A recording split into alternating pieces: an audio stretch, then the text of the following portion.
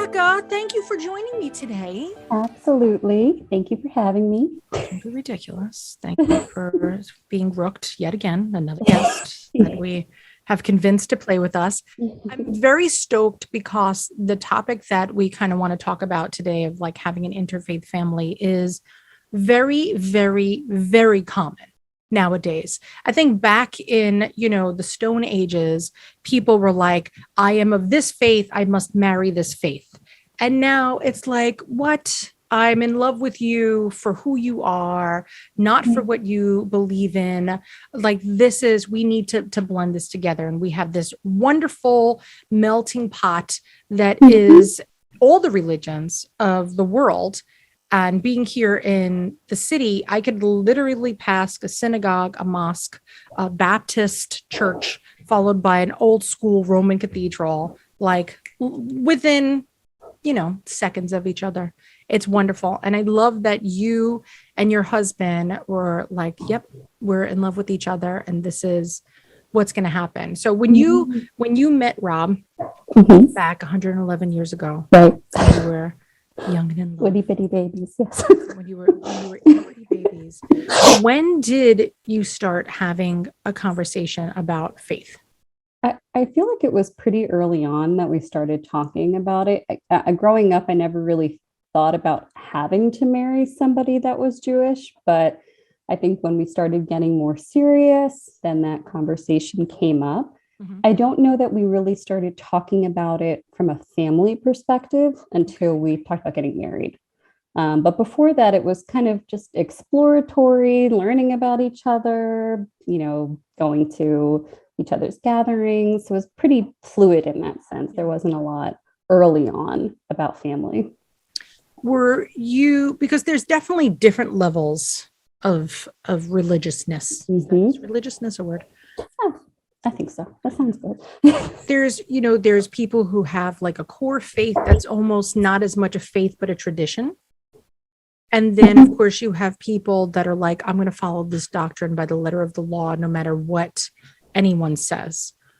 With both of you, when you were still in kind of your courting phases, like where were you on that scale? So for me, I grew up going to a conservative synagogue. Okay. However, I feel like it was always my choice. And I feel really grateful for that. I never felt my dad grew up in an Orthodox religion, faith with his family. And my mom was more, I'll call her like reform conservative. So growing up, I was exposed to both. Yeah. But really, from a really early age, it was my choice if I wanted to be involved. So when we were when we first started dating, my involvement was, I think I see my faith as an individual choice. It's always kind of been my own path. I've been involved in, I guess, structured religion and structured practices as well. But I would say that it's always been my feeling of it's my choice. And I think my husband as well, Rob, is very much, it's his choice and his faith. And that's kind of, what we've decided as well with our kids as well, as making it their choice. But I think that's why for us early on, it wasn't as much of a question in our dating relationship as far as being involved in one another's practices. I can remember going to church with him, like a Christmas Eve service. And that was probably the first time I'd ever been to a service and a church. And it was, I remember feeling nervous about it, but it was, a good experience. And he was there to answer questions and his family was really open, and then vice versa. He came to like the Passover Seder at our house. And so there was just a lot of like learning early on with each other. That was a good mass to go to. So for the record, Christmas Eve's a good one. So that's if you went to the midnight one with the fancy candles. Well, I didn't know it at the time, but I did communion. I had no idea what was happening. That is awesome. And it was Rebecca, that is fantastic. We went up there. I said, "What am I doing?" He says, "Oh, we didn't realize it at the time, but all in good fun. I absolutely love that. It was free snacks. Yeah, Like, we there get you snacks? go. I didn't know we had snacks. Yeah, there you This go. is the best. So, That is awesome. I love that. yeah. Oh, that's so great that you were willing to go and see. Now that's like a traditional thing. Like if he went with his family, and it's really, really, really wonderful when you could find a partner that's like, yeah, let's check it out. Let's go. Let's do that. Yeah. That's so cute. So now you kind of knew that there were going to be, that you wanted a family with this man. Yeah. When we first started talking about getting married, I think after he proposed, we started talking about it. What is this going to look like? And we knew pretty early on we wanted to have like an interfaith ceremony at our wedding. So we got married by a rabbi and a reverend. And it was really cool. It was just fun to just try to incorporate as much as we could. And then I think that was maybe when the first times we started really talking about what does family look like? Yeah. What do children look like? And I really think early on there was like a lot of like idealistic, like, oh, we're going to do this, or they're going to go to here. It's so much different when they're born and the reality sets in. But we had those conversations and we were talking about that. And, I think it opened up a conversation of what's important to both of us. Mm-hmm. And I think from early on, we did some like premarital counseling, and with the rabbi, he asked us both. He did a lot of interfaith ceremonies, and he sat on an interfaith council. And his question was, what happens when your kids are older, and if they decide they either don't want to follow either of your faiths, or they want to follow your partner's faith, what's that going to be like, and what's that going to feel like? And I think to both of us, it was, and it still has always been, we want to teach them what we can. We want to give them the opportunity to, we want to teach them certain morals and values that are important to us, but that is their choice. And we can lead and provide and educate, but they get to make that decision ultimately. And I think because we both felt that way, it was a lot easier as we transitioned into really talking about having kids, and what that was going to mean, to know that we were both on that same lens of wanting that for them. Because that can be difficult. I feel very lucky I haven't had that situation, but to have opposing forces, to want one thing that your partner doesn't want, not that you can't possibly live in unity with different, opposing values or, opposing beliefs, I should say, but, to have that conversation with one another it's important. Well, it's good that it was prompted by marriage, because sometimes people will just, Vegas elope and then not have hard conversations because Elvis did not ask the right questions during the ceremony. Yes. And then you're stuck in between a rock and a hard place, because there could be, I know couples who split up over it. Yeah. Which I think that's just a shame to like, kind of skip out on the love of your life because they don't practice the same religion. So for those of you that are listening that are like, Nat, you're crazy. It's just my opinion. That's all. That's how I feel. I feel like love is strongest of anything that's out there. And if there's one thing that you could teach your kids, it's much more important to teach them what love is. And I'm not saying that it's not important to teach them religious ceremonies. However, love will literally conquer all. There's a reason why that's a saying. And it's like, there's so much more accessible now, and it's so much easily more accessible than it was when I was growing up. Like, there were a lot of times I was, traveling or on vacation with people who had never met a Jewish person before. And so, it's a different world right now. There's just so much, and there's so much literature out there. There's so much like geared just towards families that are interfaith. So it's a different world. And I think there's a lot more acceptance of it, which does make it a lot easier as well. But yeah, I think if we didn't have those conversations, things would have looked different, expectations that I might have had or he might have had, we would have never talked about. So you now find out that there is a second heartbeat in a wonderful pregnancy. that you have going on. When did you start to think about kind of the very early traditions of your faith? So I think it was, we'd started thinking about trying to get pregnant. And then, I don't know, I had this idea in my head. I guess it was going to take a long time. And it didn't take that. It was the first month. And then it was 2. I was like, oh, dang.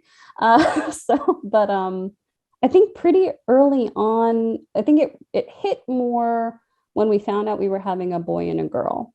Because with boys, there are traditional things that are done in Judaism. And that was kind of one of the first thoughts of, how do I want to bring this child into the world? What's important to me? What's really not important to me? So for us, like a bris is like a traditional ceremony or part of having a boy. And we didn't have a bris. We did the circumcision and all that, but we didn't have a bris, and was okay with that. That wasn't as important to me as, all the other things that he's going to learn and I'm going to teach him as he grows up. But that was one of the first ones. I think that was like a decision I felt like I had to make very quickly and decide upon. And it was the first time like family came into play, where I had to think about what they wanted, or were taking that into consideration. Rob was nothing but was supportive, and whatever you want to do, whatever you feel comfortable with, this is and I think it was helpful in that sense to know where he lay within, and, where I was. But that was the first big one. And then, I think when they were born, it was just kind of thinking about, I think we had early conversations of things that have yet to happen yet, which is funny for me to look back at, oh, are they going to go to Sunday school, or are they going to go to Hebrew school, or what? These things have not happened yet, but that was where I was at that time. And it's interesting now, those very big things haven't even happened yet, or if I felt like they were big things, I should say. How do your parents play a role in that? Because if you're did your dad keep kosher? When he was growing up, he did. And then when we didn't growing up, though, I was exposed to, I went to Hebrew school, I got bat mitzvahed, and whenever we would see his family, we would follow, whatever, rules that they had, and then followed their practices. But they've always been really supportive of what my choices were. And I think, it's important to them and I think what maybe is unique about Judaism is kind of, there's a lot of cultural aspects of it. And that's what's important to me. I want to pass those things down. And I think it's very important for my dad and my mom too. She was over yesterday, and Purim is coming up, which is a Jewish holiday. And she's like, I want to do this with them, and I want to do this with them. And that's exciting for her. And it's something she wants to do with them. But yeah, they've always been very understanding that not only is it our choice, but eventually it will be their choice one day.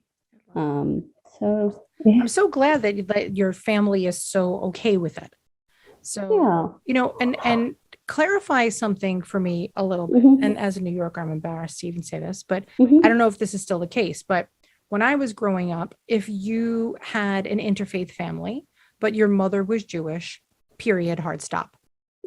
That was just what it was. Jewish. There was no discussion of for all because I have many, many, many friends that had Jewish moms and Italian dads. I don't know if that was just a thing. I don't know if they all met at the same time, but all of my friends, you would still do a lot of the religious ceremonies of, Catholicism, but ultimately they would have defined themselves as Jewish.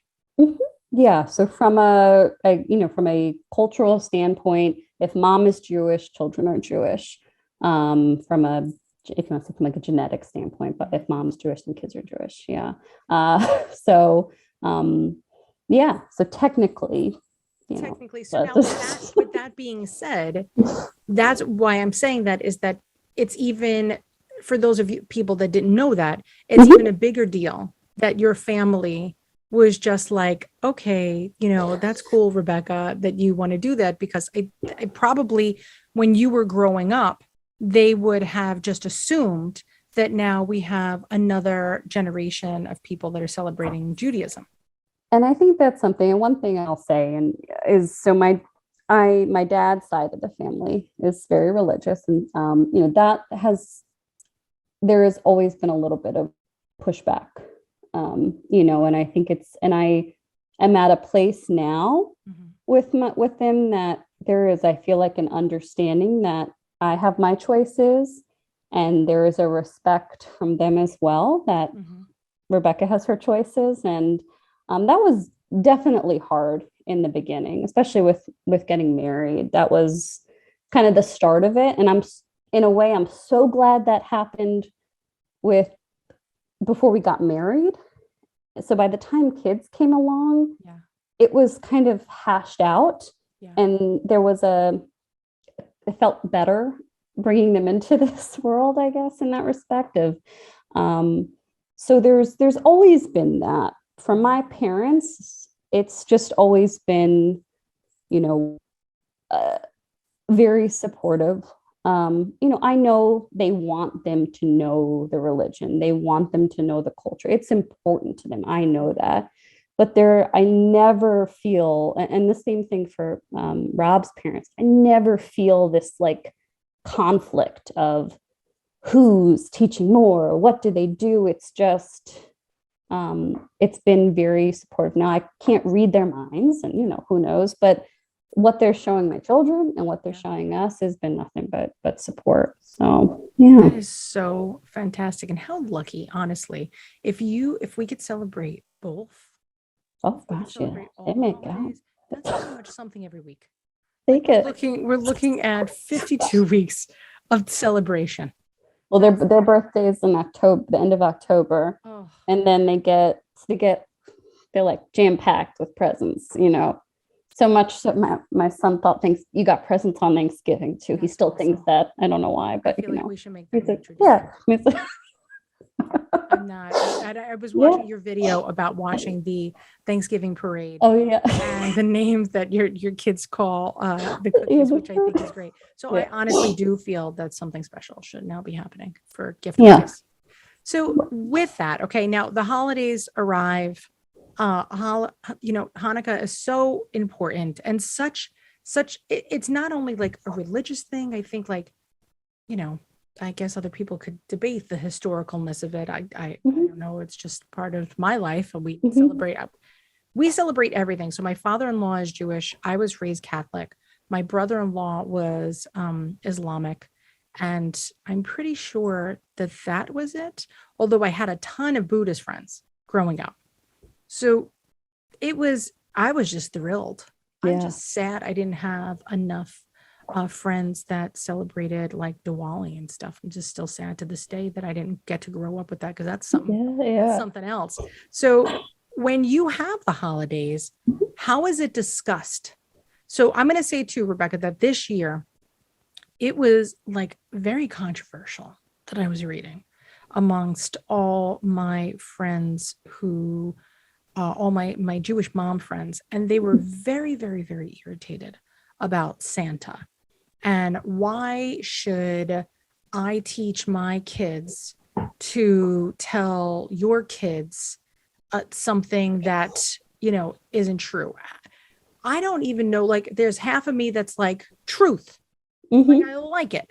And then it's like, I'm going to put a disclaimer before this. I just realized that I have to do this in case anybody's listening with kids in the car.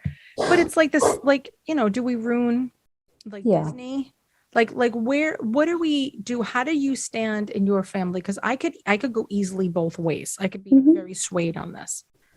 how did you decide, how did you and Rob decide, I should say, Mhm. on what you were going to do when it came to Hanukkah and Santa and Elf on the Shelf and all these Mhm. wonderful things? So Rob is not a Santa guy. Early on, I knew he was not a fan of Santa because Santa didn't give you your, sorry, kid, Santa didn't give you your gifts.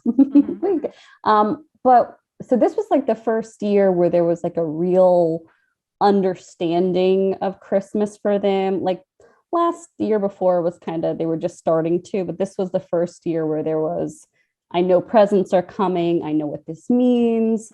So we, because of his dislike for Mr. Claus, we decided to do something different with it this year, which I think we'll do moving forward, is that Santa, we're not taking away that Santa is a thing, but they made a decision to have Santa give their gift that they were going to get to someone who may not have been able to get gifts this year. So they wrote a letter to Santa and told him that he could give their gift to someone who may not be able to have it, may not be able to get gifts this year. And because we told them that we were getting them gifts and their grandparents were and their cousins, and so we still left cookies for Santa and we left a letter, and then Santa wrote them back a thank you letter. And it was, I feel like, a comfortable in between of Santa's still real, but I think Rob's thing has always been that, when Santa gives, Tommy an iPad, but Santa gave so-and-so, some new clothes or whatever. So we kind of took that out. We'll see how it goes next year, but they were swayed this year into it. And we made a big deal about how nice it was and talked to them about it. And they were part of the decision to do it in a way. We talked about how some kids didn't get gifts, and so sweet. So they felt good. They got a letter from Santa and said thank you. And we still got to do all the things, but so yeah, I mean, growing up myself, I don't really remember it being I don't know, I guess I don't know. I don't remember ever having to feeling like, oh, I have to withhold this information. Or I think one of my friends that was Christian told me, oh yeah, Santa's not real. I was like, oh, okay. I never thought twice about it. Honestly, like Rebecca, I think about growing up too. And in this, it wasn't ruined for anybody, any way, any shape, any form. It's just like this is what we do in our house. And it was no different than the fact that we eat only we have the Feast of the Seven Fishes on Christmas Eve. It was no different of a tradition of that than anything else. And I don't know what the heck happened this year, but everybody was mad about it. But I don't know. I don't know how I feel about it, because I certainly would never encourage my kids to lie purposefully to anybody. But I don't want to ruin anything for somebody else if that's what their tradition is. Yeah, definitely. We didn't do the Elf on the Shelf. That's another one. My husband's a school teacher, so he worked in preschool for a while, and so there's he just some things can do without, but that's a big one, I think. And so it's we'll see how it goes next year, if they remember. Honestly, but I don't think it's going to go anything other than the way that you want it to go. So I always say at Twiniversity, parenting twins, or really parenting in general, is always like being a used car salesperson. And you're just like, how are we going to celebrate Christmas this year? How are we going to make that happen for you? It's the best way that you want to do it. So because there is so much fun that goes with it. We got some good stuff, man. Even the lights and some songs I'm in. It could be no different than, Frozen. Let it go for you. It depends on how you really look at it. So, and no obvious offense to anybody who has a deep faith. It's awesome. It's just, you get to do as your family. You get to choose what you want to do for your family. And so that was okay. So that was an easy conversation for you and Rob. What about Hanukkah? Are we lighting candles in the house? Are they LEDs? Are we having conversations about the oil? What exactly is happening for that? Yeah, the real deal candle lighting over here that we can look and not touch. It's the same rule for the candles as it is for the ornaments in the tree. Very funny. You can look, but you cannot touch. Well, no, it's look with your eyes, not your hands. That's what I think I say all of December. But yeah, no, we've lit candles with them every year. I usually will say the prayers and then they'll stand there and watch. And, right now everything is about presents and everything is about celebrations. So that's, we give them a present each night. I grew up with like smaller presents and then one big gift. And we kind of give them smaller presents during Hanukkah and then like a bigger gift during Christmas. And so yeah, that's what we've done. And we'll, one thing I signed them up for early on is there's a organization called PJ Library, and they send books every month. It's a Jewish organization, but they send books every month to kids based on their age. And it's cool. We get a lot of awesome stuff from them. Sometimes it's books, sometimes it's other like activities and things. So there's always something coming, and it really based on their age level too. So it's been, we've really liked that. And I signed that up for them pretty early on. So I've got got a lot of books that we can go back to. Are they faith-based books or just any books? Some of them are based on like a certain holiday that's coming up, but some of them are just by Jewish authors. Some of them are like, we'll use certain terminology, but be a very like general book. Like there's one book about a rainstorm and a child being afraid of the rain, but they have like certain traditional like Jewish names for the grandfather, or they make reference to like Noah and the ark. So there's like references in there, but they're not always based on faith or based on a holiday. And they're really great. Like there's a lot of, there's those things I've never known before, like just learning about. So it's awesome to just get different experiences, really diverse. And we really enjoyed it. So, and it's like fun for them to get their mail. I think, yes, I definitely, I don't think I'm crazy that I've heard of that before. So we'll put links to that too in the show notes for everybody. But when it comes to thinking about moving forward, right? And you're thinking about the Hebrew school or the Sunday school, I know that it is not always specifically about faith. It really is about community and connection and feeling a sense of belonging to a particular community. Looking at that and thinking about, being interfaith, how does that play a role of that sense of community and belonging? Does it come into play? It's something that was one of those early conversations we had about, and I think it started with, with Rob saying, well, do you want them to go to Hebrew school, or do you want them to get a bat mitzvah or bar mitzvah?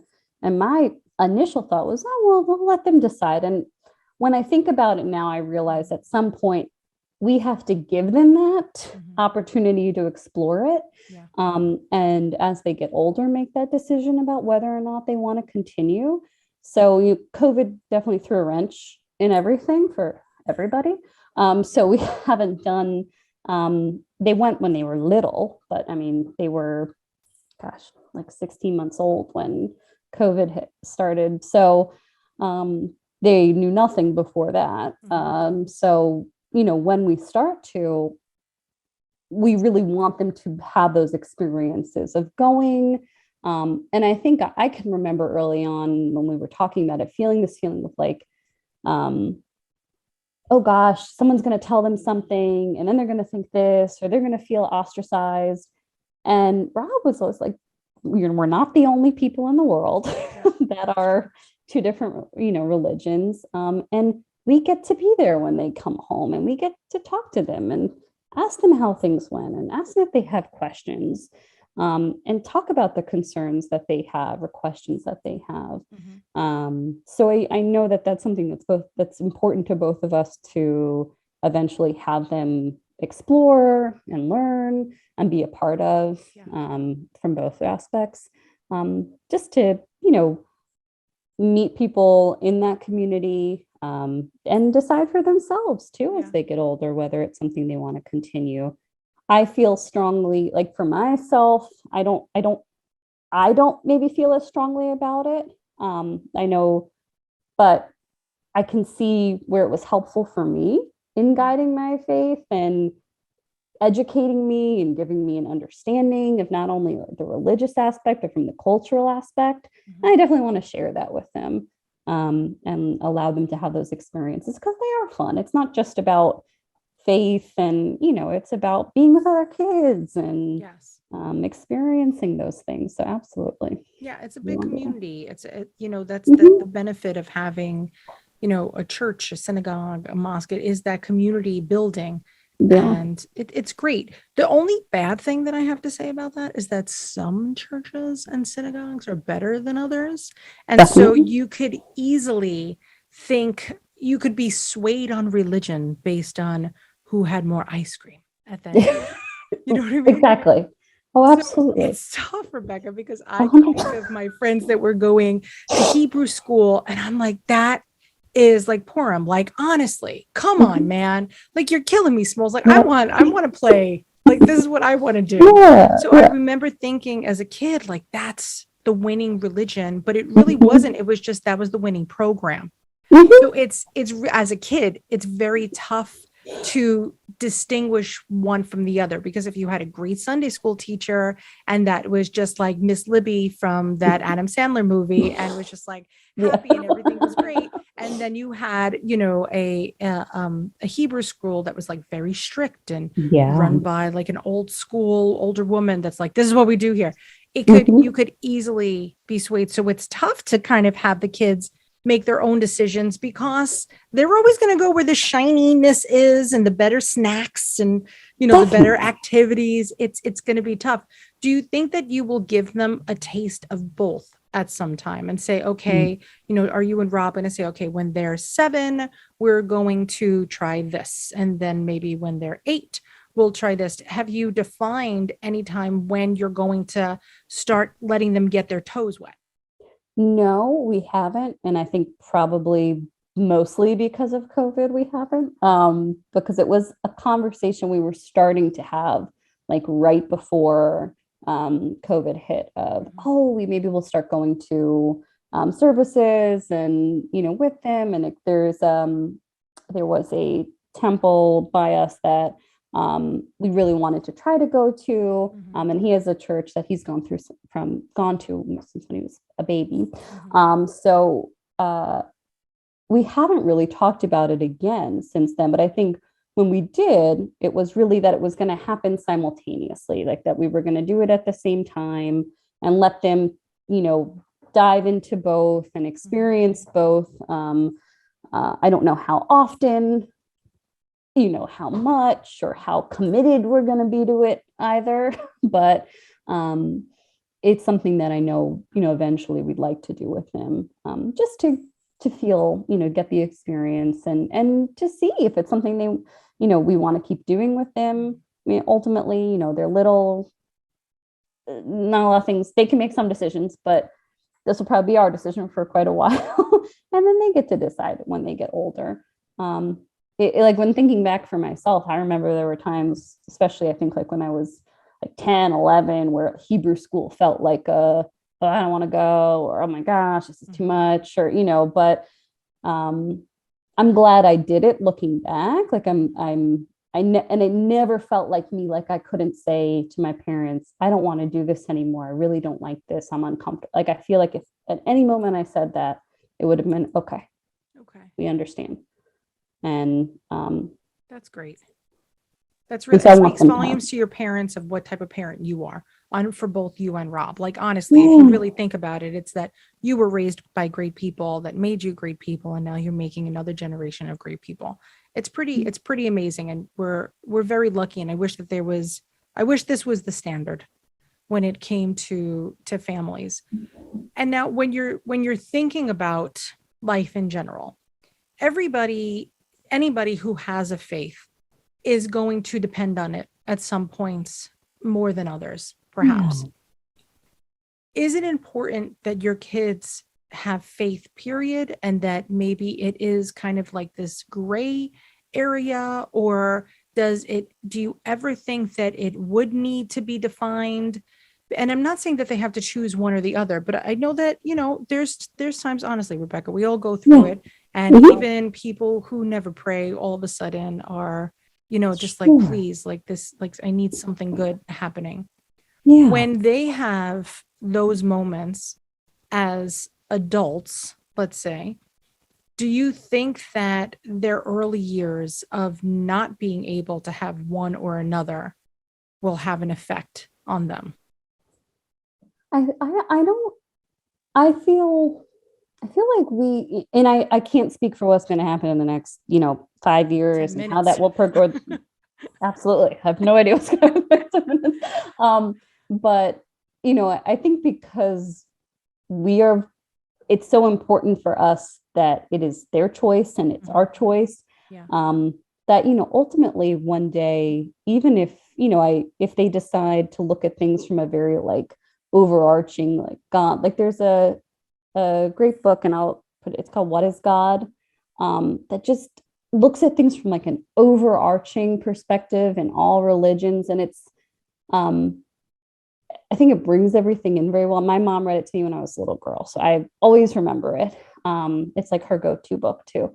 And, there are times when, like we pray every night, the four of us do. And we pray to God. That's what we do. And, I think it's helpful that both Judaism and Christianity follow the same God. So in that respect, it's a little bit easier. I don't know. I think that's a really interesting question of like moving forward, what's going to happen in regards to where they turn to in those things. I hope that as they grow older that, they feel guided towards, something, yes, faith is important to me.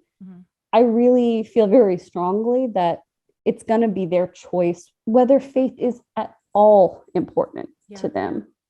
And whatever that looks like for them. But yeah, I honestly have not thought about that. Like, how would that play into it? I didn't mean to do that. Oh, no, it's okay. Now I've extended.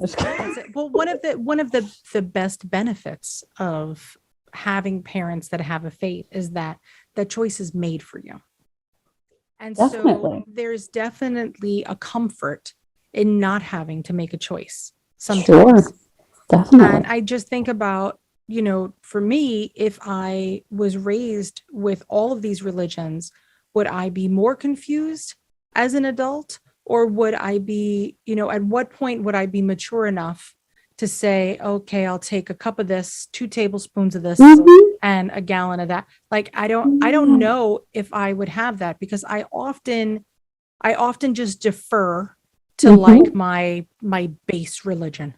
Sure. Despite the fact that I may or may not agree with the majority or minority of items. But I do know that that's like my default. Yeah. And so then if I'm having a moment, especially when it comes to death, and then the traditions of death. And I think about that, and I think about like how when my father-in-law loses somebody, how we go and we sit Shiva. And as an Italian, I'm very specific about the bagel that I have that day. And I'm like, this is horrible that, and blah, blah, blah died. But, I'm going to get to have that bagel. I'm pretty excited about it because I am a Gavone. Google that.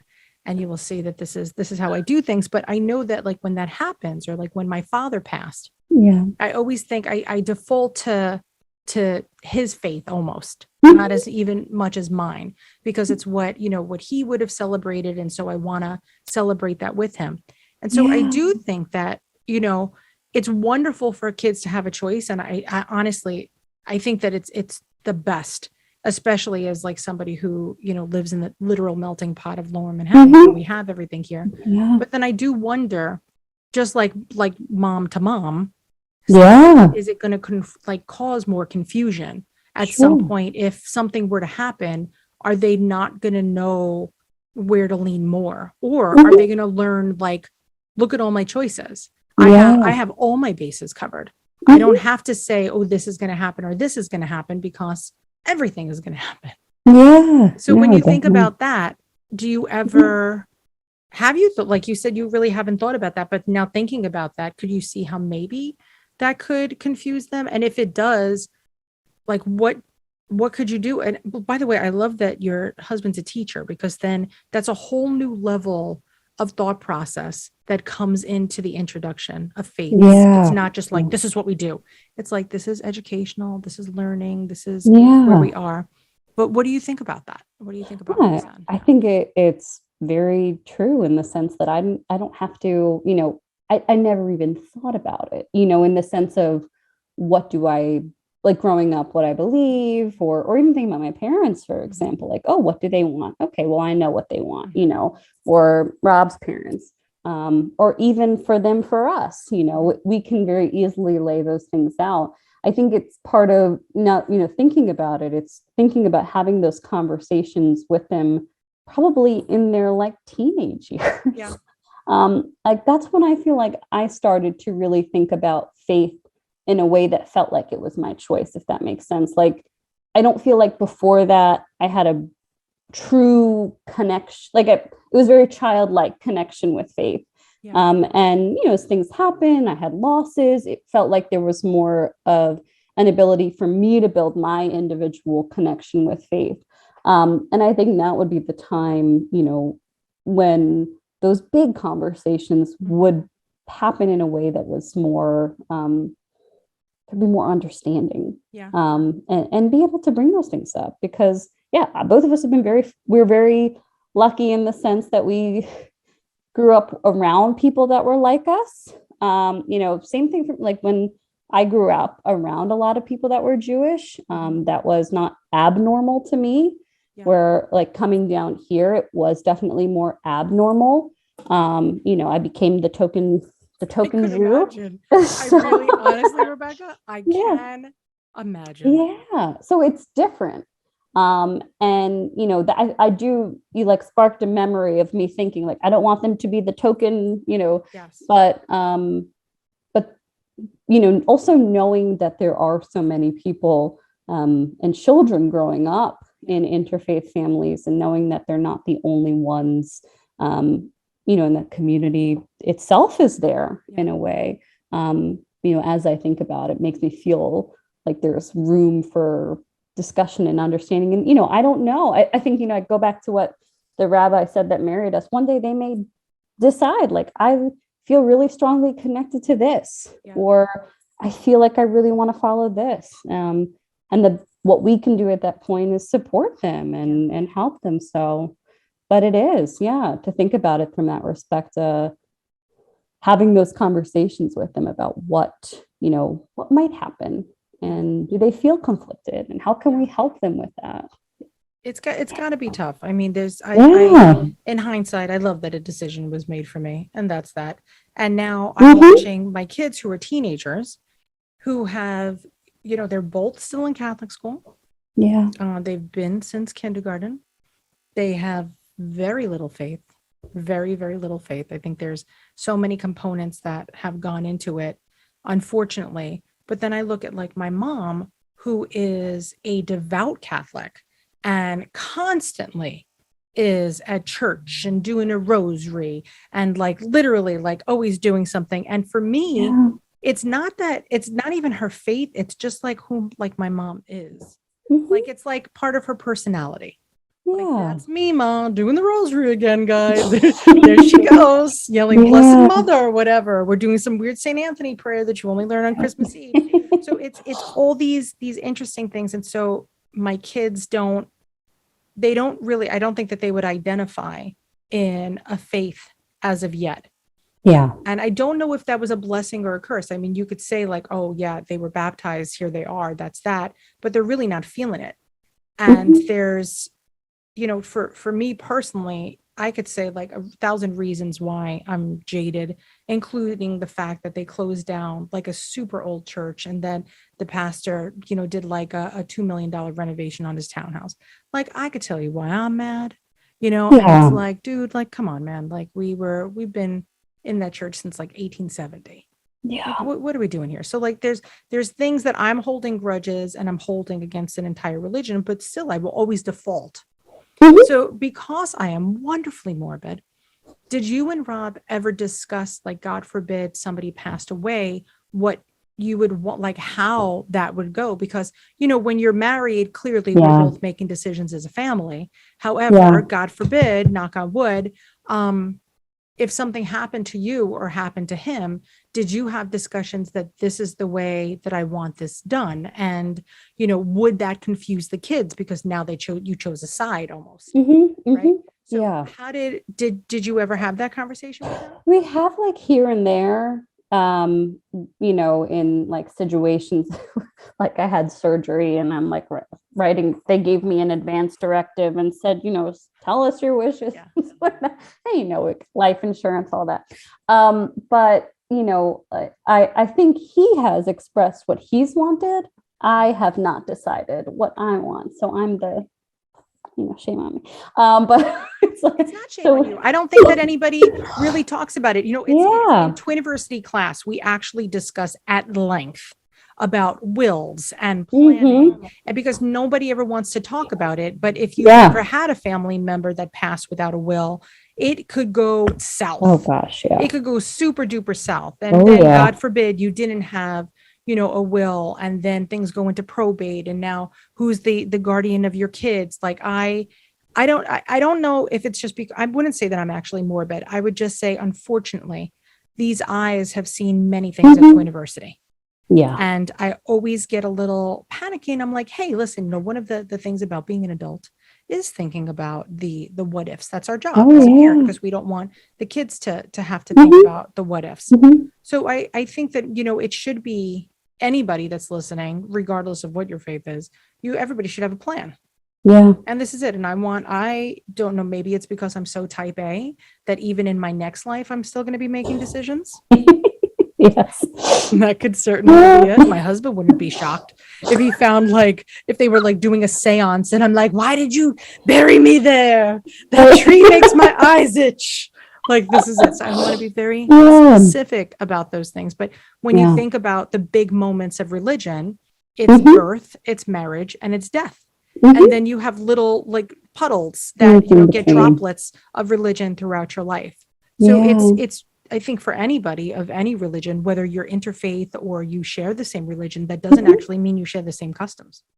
No, absolutely.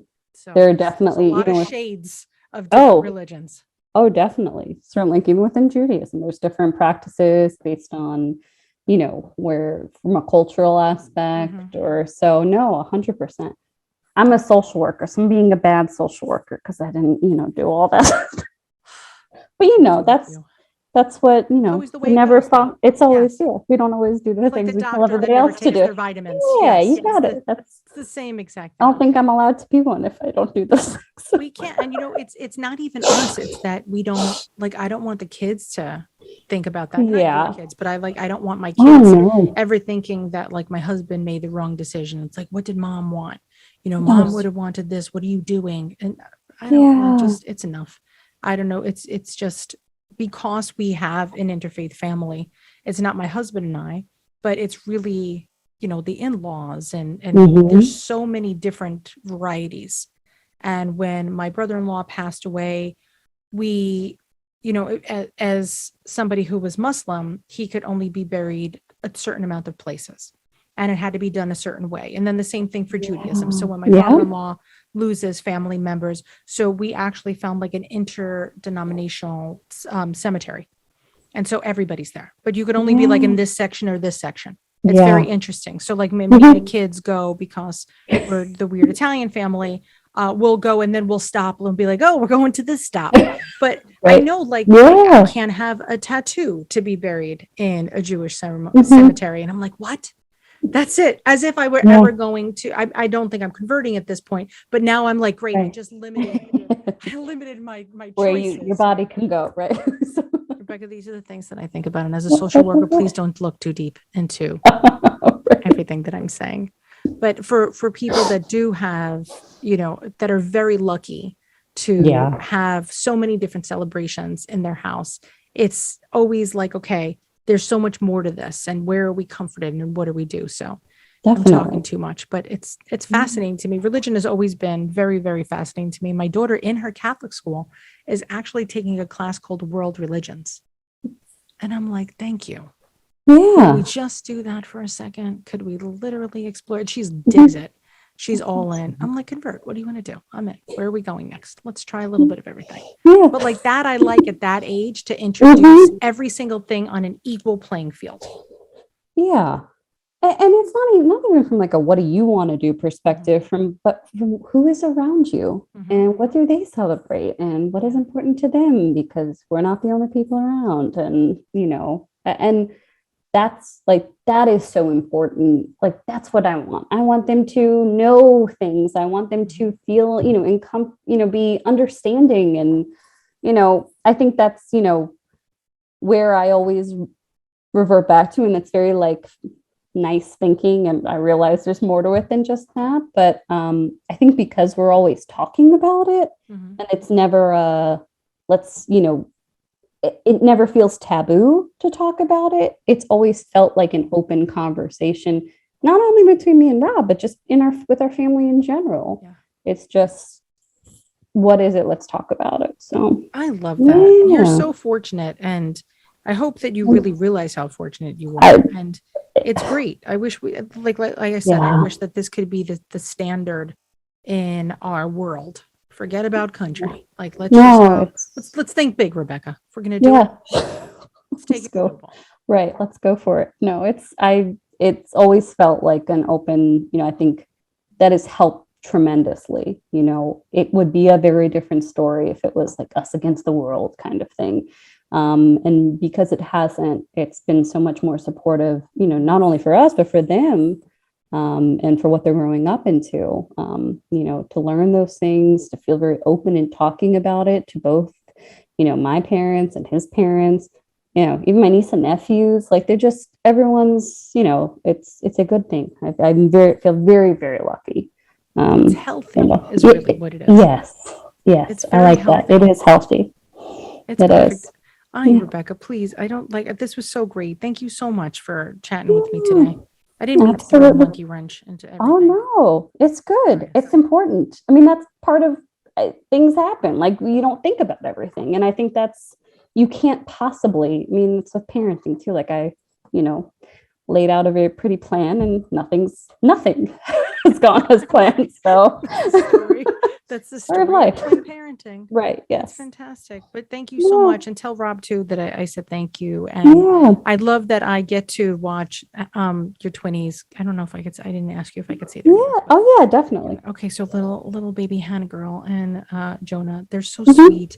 And I love that I could stalk you guys on TikTok and Insta. That's like, it's just great. And I love watching the chaos that is your twinnies. And I love how she's so gentle and he's so dismissive. And it's just awesome.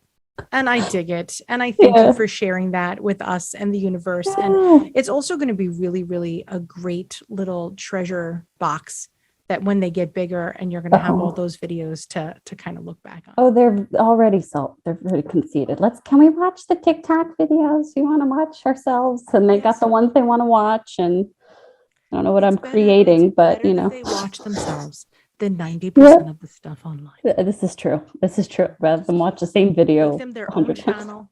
It doesn't even have to be live. You could just literally have like a playlist on your phone and just be like, here it is. I didn't put them out. But it's so cute. But thank you so much for being so generous with your time with me today and with the universe on social, that we get to watch these cute stuff. And it's nice. So thank you very, very much. I really appreciate it, Rebecca. Absolutely.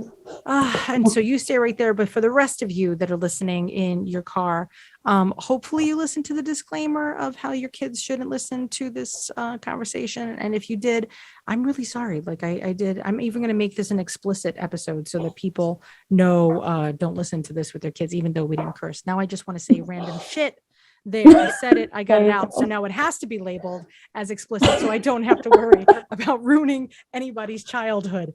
So that's that. But for you guys, if you have questions for us and you have some concerns, or if you're like, Nat, you guys are crazy, or it's genius, or this is how we do it in our family, I would genuinely love to know. I really do. And so email us anytime you want at community@twiniversity.com, or you could drop us a direct message on any social platform. We're literally just at Twiniversity. It's as boring as you could get. We have no originality or branding. I don't know. I say we're boring, but other people think differently. But I do want to know. I want to know how you guys celebrate, or how, if there was conflict, how you overcame it, because this is such a wonderful discussion. And like Rebecca and I were saying, it really is very healthy. And we're so lucky to live in a time where we get to celebrate each other. And if we keep our focus on the wonderful celebrations instead of the differences and the resentment and the animosity that some religions unfortunately have had with each other since the dawn of time, man, can't we just like all get along? We have so much crap going on. Just please be good to each other, regardless of, what you're celebrating, what you're doing. But that's really our job as parents, is to just make sure that we could keep the positivity moving forward, because your kids, no matter what you think, your kids will come up against a lot of different things in their life. And so let's not make us the reason that we gave them something else that they're going to come up against. So I hope you enjoyed this episode. I hope we didn't ruin anybody's childhoods. And until next time, guys, see you later, alligators. Thanks for listening.